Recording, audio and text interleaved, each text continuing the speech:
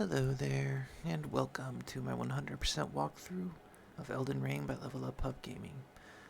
So, this is going to be a little bit of a different episode. I decided that we have too much material to read through and too much stuff that I haven't showcased that I think it'd be best if I just did a whole entire episode around that stuff, but it's going to be short, so it's not going to be a 2-hour episode. It's just going to be maybe 30, maybe 40 minutes long. And I'm just going to showcase the Ashes of War that I haven't showcased yet and read the item descriptions for all the new stuff that we picked up. So let's go ahead and get that over with, and then we can check out some Ashes of War that I haven't showed you guys yet. So some of the stuff that we haven't read, we read this. All the boluses are pretty much the same. Cured strip of meat, dried after pickling and green medicinal solution. Temporarily boost immunity. Same thing for all the other meats. A pungent raw meatball, made succulent by virtue of being on the verge of turning. Restores HP, but also poisons the user. Not recommended for those who prefer to know the origin of their meats. It's pretty gross. Animal bone sharpened into a knife for throwing with a poison-laced tip. A set of throwing knives bundled together. Concealed weapon cherished by the raptor assassins. The thin knives fan out when thrown, dealing damage to the target. Each knife deals paltry damage, but the wide range makes it suitable for constraining enemies. So it's helpful for when you got a group of enemies running at you. Stone fragment found near places where ruins have fallen. We read that already. Small stone with a smoldering core. Explodes when thrown at enemies, inflicting fire damage. Miners employ these stones as tools for rock blasting, but have long forgotten how to craft them. Piece of glintstone tinged with unstable magic, found in crystal tunnels. Break gem, using FP to produce a magic bolt. Poor quality, and thereby easily broken. A sorcerer wouldn't give it a second look. And same thing with this, only it's large. Lump of broken glintstone, unweathered, with magic power. A Fa sorcery used by the Knights of Cuckoo. Craftable item, launched straight ahead. Using FP, magic bolts spring forth from the point of impact. Shard of rock found in the wake of a meteorite strike. It is imbued with a particularly weighty magic. Use FP to emit a gravitational shockwave. The desperate ones who scavenge for these shards dub themselves Star Callers. Yeah, we've already read that. We already read this one. All the greases pretty much say the same thing except for this one. Solidified grease made from a mixture of gravelstone, craftable item. When the dragons were born from their ancient kin, they lost their stone scales, which now can be used to cause them mortal harm. And then, yeah, these are all the same. Robo fruit, or sweet raisin. Preparation of dried golden robo fruit. Feed Torrent, spectral steed. While riding, golden robo fruit is not unlike honey, and Torrent seems to have a taste for it. Torrent seems to enjoy the sensation of chewing this frozen dried seed. You already read this, read that. So this is cotton, a soft but sturdy cotton formed from splitting open robo fruit in a particular manner. Attaching this cotton to the bottom of one's feet allows for temporary reduction in fall damage and sound. It also reduces the sound of one's footsteps. If you must court danger, at the very least, tread lightly. So this doesn't prevent you from taking damage from a fall that would kill you. If you fall a distance that would make you take damage, this reduces the damage you would take. That's it. Plant-based soap made from mushroom juice. I already read this, but this is what we use to keep ourselves from getting poisoned after we rolled in it. Prattling pates. Twisted clay sculpt in the shape of a human head emits a voice that says hello. A wishful fetish that imparts voices of words on an eternal journey. And it says the same thing, except for different phrases. And we read all this stuff. Let's go over to our ashes. Ash remains in which spirits yet dwell. Use spirits of demi-humans that are small in stature, but have a violent, brutish disposition. Though they seem somewhat intelligent, when night falls, their blood boils and they become feral. I already read the jellyfish. Spirit of a fierce hawk that faithfully rendered lifelong service to the old king of Stormvale long ago, when the true storm raged. Its cries emboldened its fellows in battle, and the tempestuous winds that encircle it shred through foes. I think we already read this, but just in case I didn't. One of the knights who dubbed the Wings of the Storm, despite his banishment, he rejected the invitation of the grace-given Lord, instead keeping watch over a masterless castle for many years, gaining renown as a hero of the fringes. Latenna was renowned as a deft magic archer, but having lost her beloved wolf companion Lobo, she cannot move from place where she was summoned. So if you summon this, she's an archer. She has some pretty powerful magic shots, but she cannot move. A spirit of a headless knight who leads the mausoleum soldiers, wields a lance eroded in death, and hurls spectral lances at foes. Lutel sacrificed her life. Oh, so it's a female.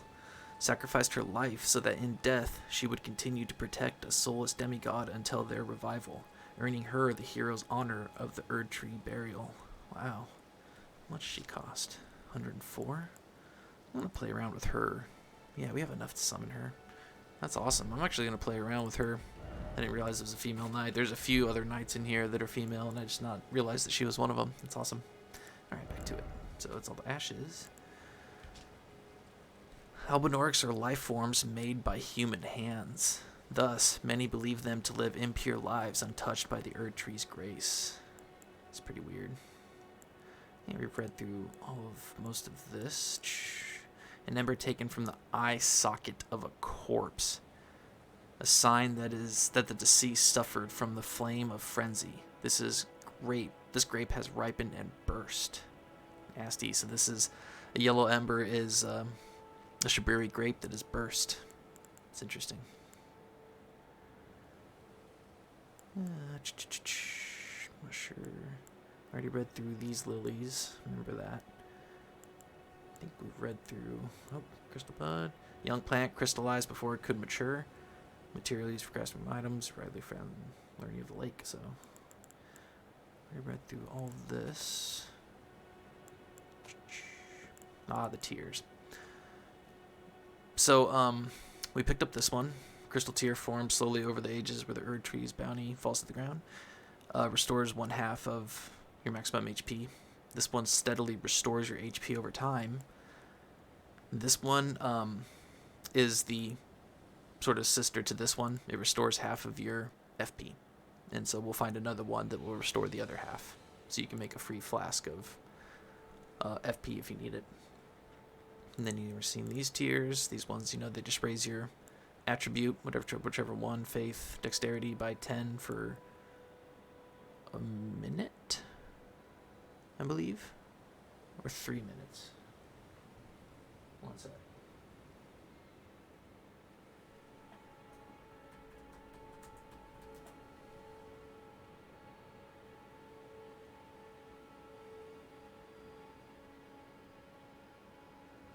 Ah, 3 minutes. Okay.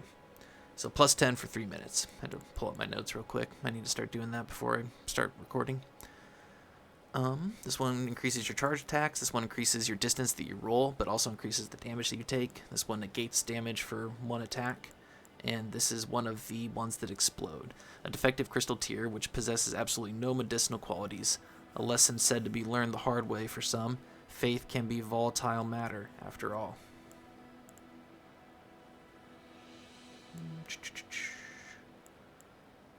Oh, got a pouch. Small withered bag, knitted by hand, bestowed upon the ruling lord, or those attempting to become lord, by the elderly finger reader. Increases talisman equip slots. As the voice of the 2 fingers, finger readers are said to live lives eternal, and one is even supposed to have served as a wet nurse to royalty. It's interesting. So this is the Stormhawk. Ashes of a hawk, revered by all others as a sovereign back in the days when Stormveil's winds still raged like no other. This ancient monarch is proud, however, refusing to answer anyone's summon. It's interesting. And this is the Shibiri grape that we got from fighting Edgar. And this is the Beast Eye. Clarmite Stone Eye received from Gronk Beast Clergyman is said to tremble when near death root. The murky violet iris rise as if alive. I am not sated. Feed me more death. Oh, and then we got the medallions. Right half of the split medallion depicting the Haligtree. Brandishing the medallion with both halves conjoined will activate the Grand Lift of Rold, granting access to a hidden path. In other words, this secret medallion will guide the bearer to the land of Miquella's Haligtree. Right half of the medallion depicting the Erd Tree, brandishing the medallion with both halves conjoined, will activate the Grand Lift Adectus, connecting to the Atlas Plateau to Lernia. The left half is said to reside in the coastal Fort Height to the far west, which is what we picked up, and then this is the one we got from Fort Faroth. Let's see, tailoring tools. A portable set of tailoring tools enables armor alterations at sites of grace. I think that should be everything. These are a couple of scrolls that we're going to give to Selin, but I probably should have mentioned that. I'll mention it in the next episode. I'll do that and give these to Selin so that you can buy these. Should have done that right off the bat. Let's read the spells. One of the glintstone sorceries of the Academy of Ray Lucaria, a sorcery of the Crystal Cadre, a group of sorcerers who pursued the wisdom of stone, the secrets locked in the faint cogitation of the Crystallians. The Celian sorcerer were assassins, and it is said they often hunted their fellows. Pretty dark. Gravitational technique studied by the young Radon. His master was an alabaster lord with skin of stone. The Claymen search for lost oracles within their bubbles. This is a manifestation of the Erd Tree's primal, vital energies, an aspect of the primordial crucible, where all life was once blended together. Now remember, we heard about the primordial crucible in the description for these budding horns. This horn began to sprout as a beast that typically bears no horn. Perhaps it is a vestige of a primordial crucible. So, that's why I'm saying this is how you get your lore, is by reading these item descriptions.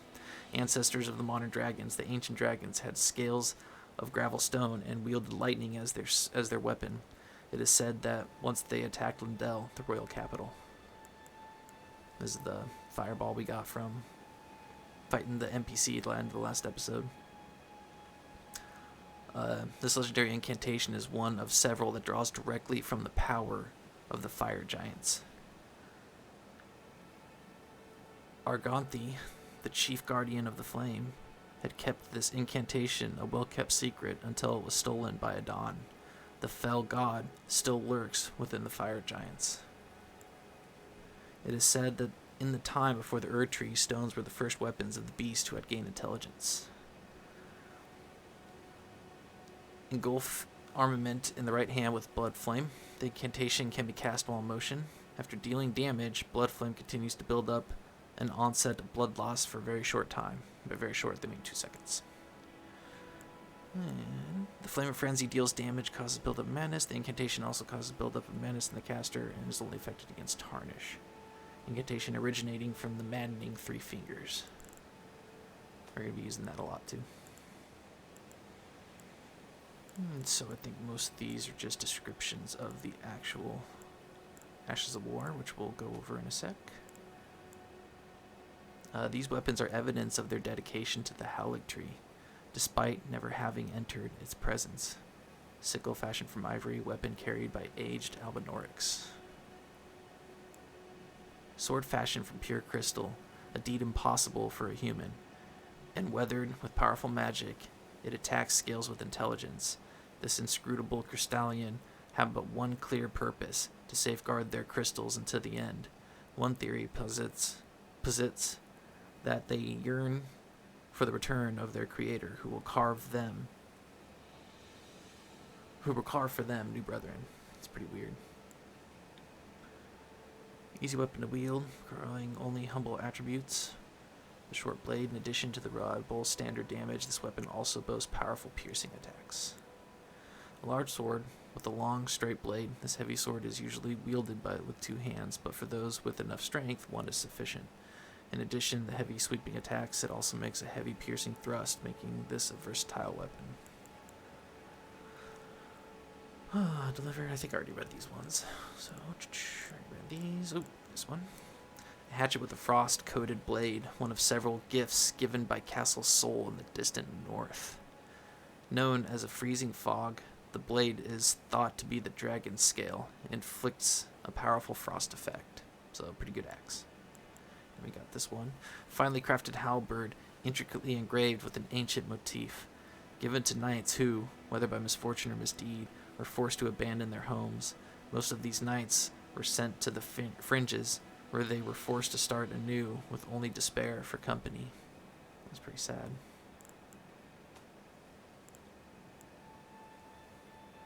Fine fur clings to it, designed to inflict additional damage by sacrificing range. Interesting. An unconventional ballistic device modeled on a weapon used to besiege castles, only capable of firing great bolts.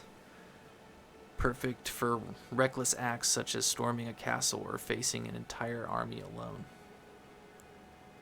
Glintstone staff styled as a scepter, a gift once given to the demi-humans to foster peace. It can be wielded even by those of low intelligence, sneered at by fools in the academy. I already read that one, I already read this one.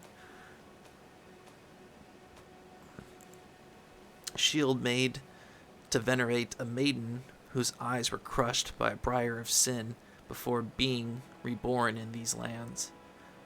Venerating to the repose of the soul, the shield boosts focus.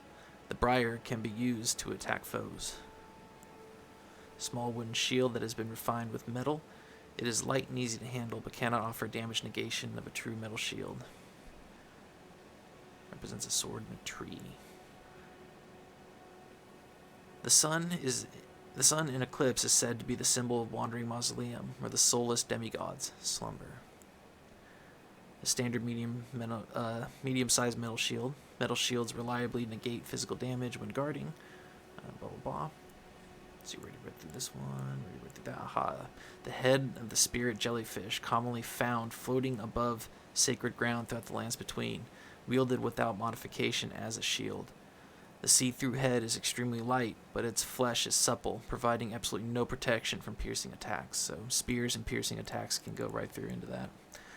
Torch round metal wire. The flame can illuminate dark locales, or it can be used to attack enemies.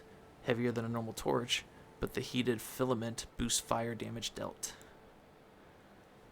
And then a torch which burns oil infused with a special incense. The aroma pacifies wild beasts, and I'll show you guys that in a little bit.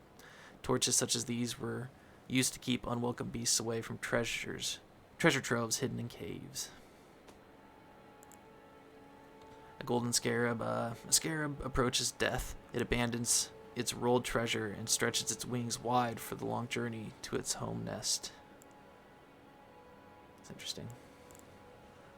The upward extension serves to create an appearance of larger size, however slightly. These are the helmets of the vulgar militiamen, those tiny guys. I think we've pretty much read through everything else. Read through all the armor that we got. Oh, we got some talismans. Talisman depicting a drop from the Erd Tree's sap, a blessed boon. It was once thought that the blessed sap of the Erd Tree would drip from its boughs forever, but that age of plenty swiftly came to a close, and with time, the Erd Tree became more an object of faith. A primordial life energy resides inside, so this is the one that boosts your focus. Oh, the Erd Tree's old sap becomes amber, treasured as the most precious of jewels in the age of Godfrey, the first Elden Lord. That's the same thing for this one.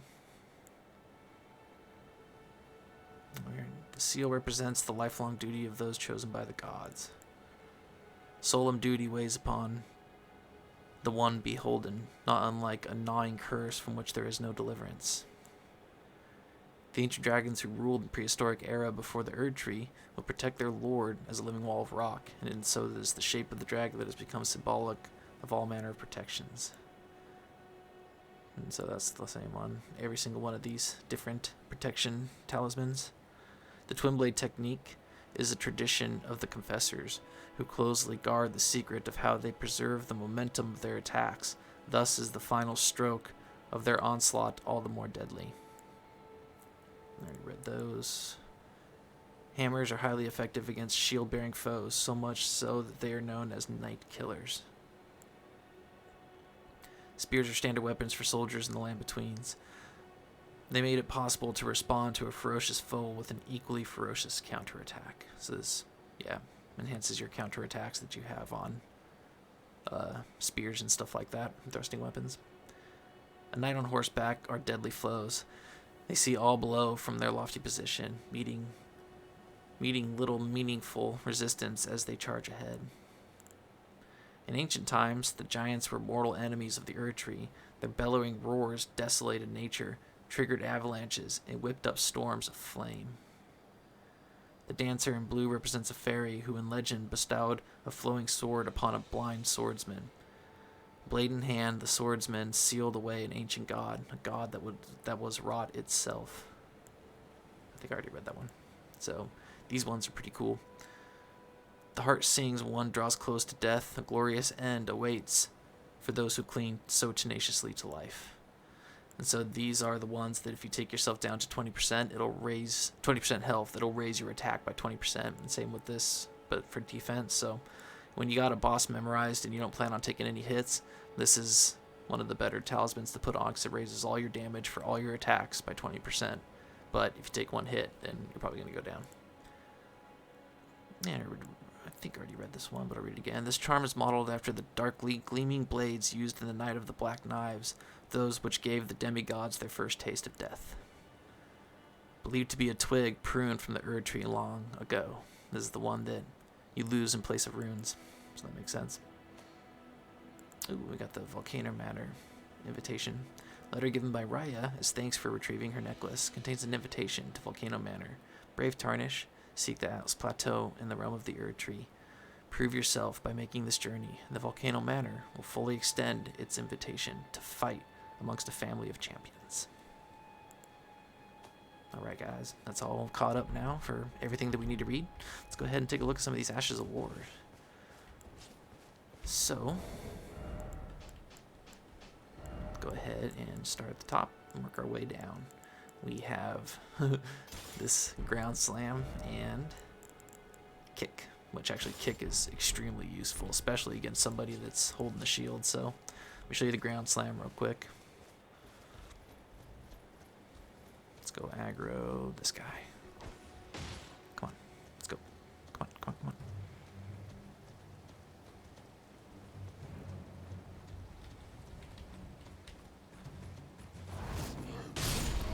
That's exactly what you think it is. You just jump up and slam your butt on him. Now with this guy, I got kick. So here's what kick does. Wait till he's actually guarding. Wait till he's got his shield up. Now he's got his shield up. Oh, missed him. Come on now.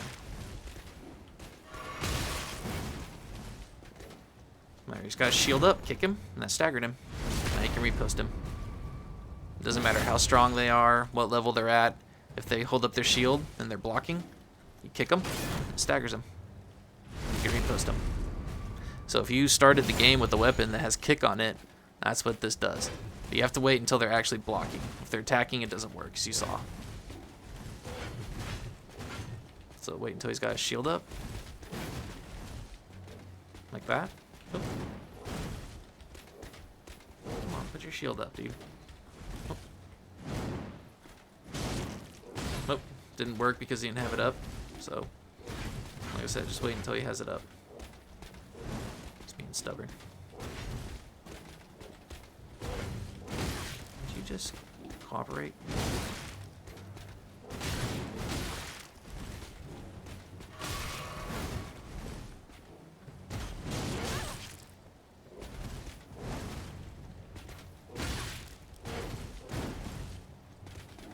There we go. Man.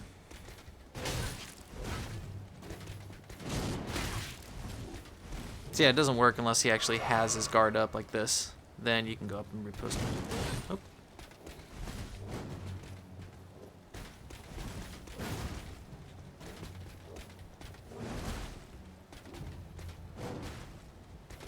There we go. Wow, you're getting on my nerves. Let's do it to this guy. This guy will probably hold his shield up a little bit more. Hey, dude. Hold your shield up. Thank you. There we go. So, that's kick. And then, of course, we got the ground slam, which is too funny. Sends out a pretty big shockwave, too, so... But it's pretty slow to pull off. But it hits a wide range of enemies, so... Let's go on to the next one, Endure. So Endure is more of a defense thing. And I'm going to show you the Lion's Claw on this. So this raises your poise, and it will keep you from taking the next, taking too much damage from an incoming attack, and then you can block. So let me go ahead and just have this guy come attack me. And so I know he's coming to hit me, and as soon as the attack comes in, you endure, and it does less damage. Like that.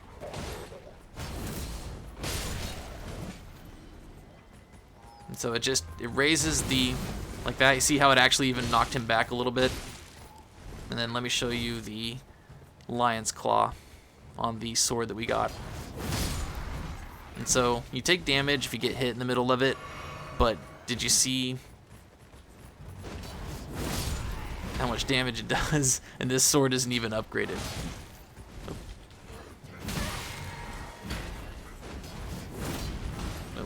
So that's what it looks like. Oh, I think the dude blew the horn. I was like, why is everybody coming at me at once? You see how good this is? He's even got his guard up.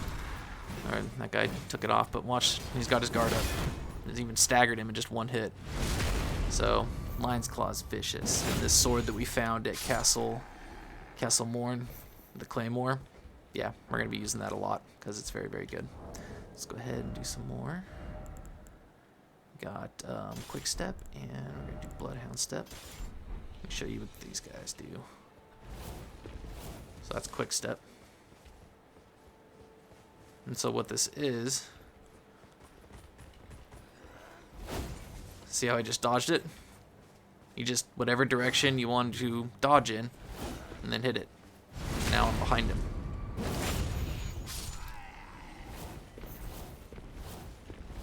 And so it's an actual dodge, and it has some pretty good iframes on it, and Blood Step is even better than that. But unfortunately, they nerfed Bloodhound Step, so I'm afraid it's just not as good as it used to be.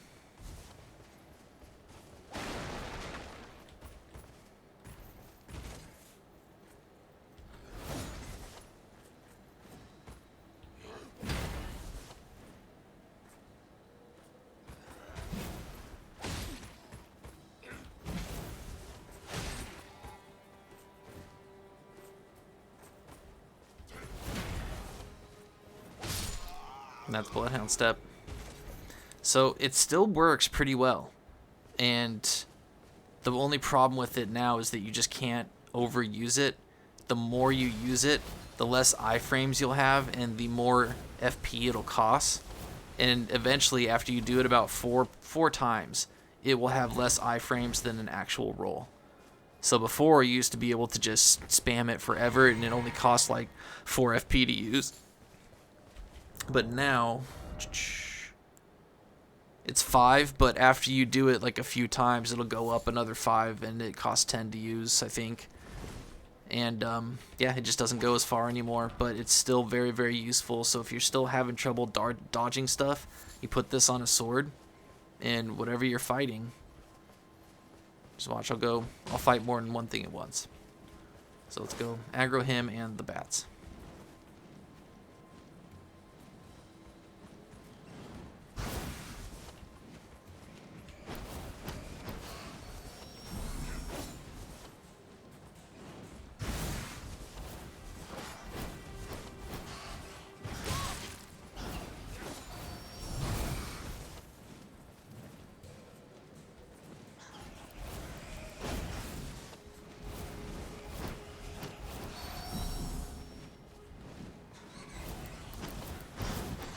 See, it's still very valuable.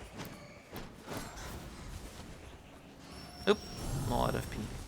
Let's run away from these guys. So, it's still very valuable, and it still works very well. It just doesn't work as well as it used to. So, I used it through my entire first playthrough. And it is the Ash of War that we got for cheesing the, Knights Cavalry and Kaled, I highly recommend you give it a shot. If you're having trouble with dodging and stuff like that, and you're still getting your butt whooped and you're just struggling through the game, give Bloodhound Step a shot. So Quick Step is just the lesser version of Bloodhound Step, but it works just as well as you saw me diving around that guy. So let me show you a couple more different cool Ashes of War. Some Hoarfrost Stomp, got Spinning Slash, and Determination. What else we got? Ooh, yeah. Oh, nope, that's a heavy load. Okay, let's go have some fun. So I'll show you Gravitas. It's kind of a weird one. So it pulls enemies in so that you can hit them. So, but unless you don't really want them in, it's really kind of pointless. But it pulls them in so you can give them a hit.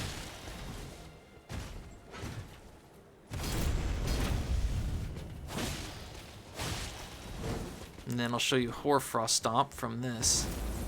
Goes underneath them and then gives them some frost damage. And you can hit a lot of enemies at once too. And this is unupgraded, so pretty good. Let me show you Spinning Slash, which is pretty cool. And this goes well with the Twin Blade Talisman that we picked up. That increases the last attack in a chain of attacks. I'll put that on right now so you can see.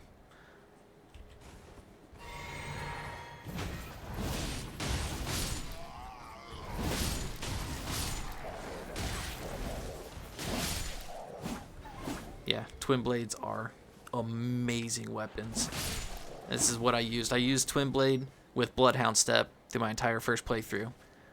That's the charge attack for it. And then this is Spinning Slash. So you saw it just tore right through all those guards.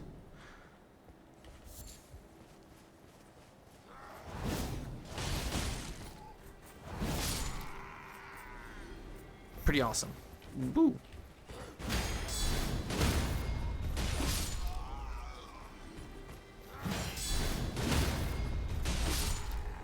I mean, just how cool is that? Just absolute brutal, vicious combos and damage from this weapon. So, highly recommend you give it a try. And this is what we're going to use to fight some of the last bosses too. Oh, the club. That's right. Okay, so let me show you what Determination does. It powers up your next attack by like 80%. But it's literally your next attack. It's about a second, maybe a second and a half, and then it's gone. So let me show you a regular attack. Oop. So I did 23. Now let me power up and hit him. That did 189. I mean, just absolutely absurd. So let me show you. Regular hit. Just a regular hit. It's 116. Determination. 189. So. Is that the last card? Yeah, I think it was. So yeah, just powers up your very next attack. So power up, and then let them have it. And then usually after that, it's gone. Oh, I guess it lasts a little bit more in a second. It must be like 10 seconds. Or just until your next attack connects. So, very, very awesome. Ash of War. Got anything left? Yeah, I got some halberds. We're almost done.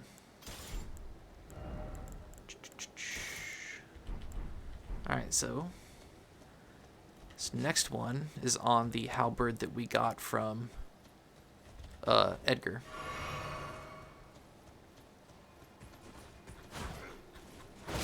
Oh, come on.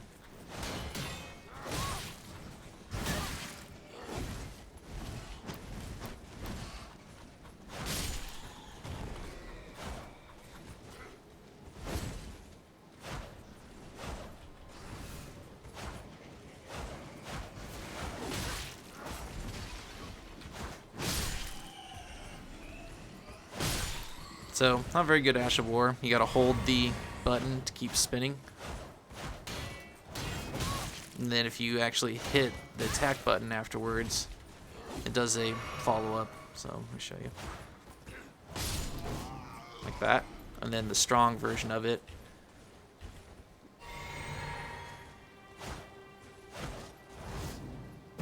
That's the strong version. So if you hit the strong attack, that's what it does after the spinning. But you can sit there and just literally hold it. It drains your FP, but you can sit there and build up, bleed or whatever, and then when you want to release, just hit the F button, and boom, comes down. So it takes a while to get used to. It's going to take some practice, but pretty cool Ash of War, especially if you got a talisman that we're going to get in the coming up episode that will build up every single attack. It gets stronger and stronger. So 1 and the 2, and then builds up with each attack, and just gets stronger and stronger. So, and then after, so say somebody staggers like a big enemy, you can sit there and build up bleed or frost, and then just give them a good strong attack to end it. So it's pretty cool Ash of War. This is Impaling Thrust. It's just a one brutal thrust that does some serious stagger damage. It'll pierce through shields and stuff like that. Knock some guys off their horse, so very, very, very strong. And then this one is one that I love.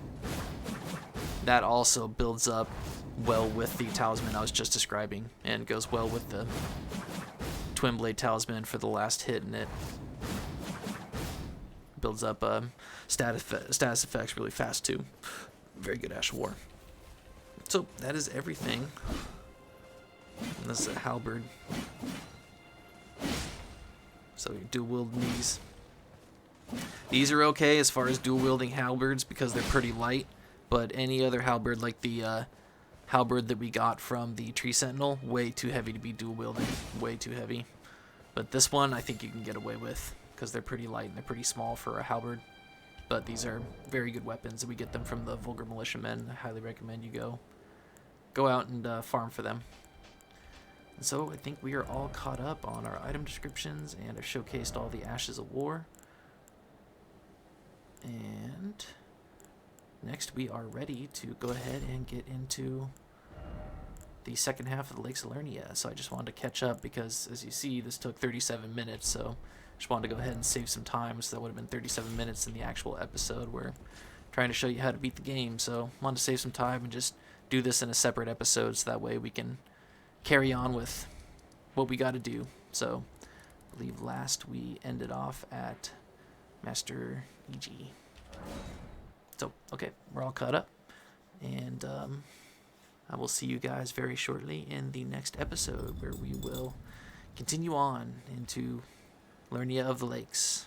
So be kind to yourselves, be kind to each other, because you guys know I love you. I'll see you later.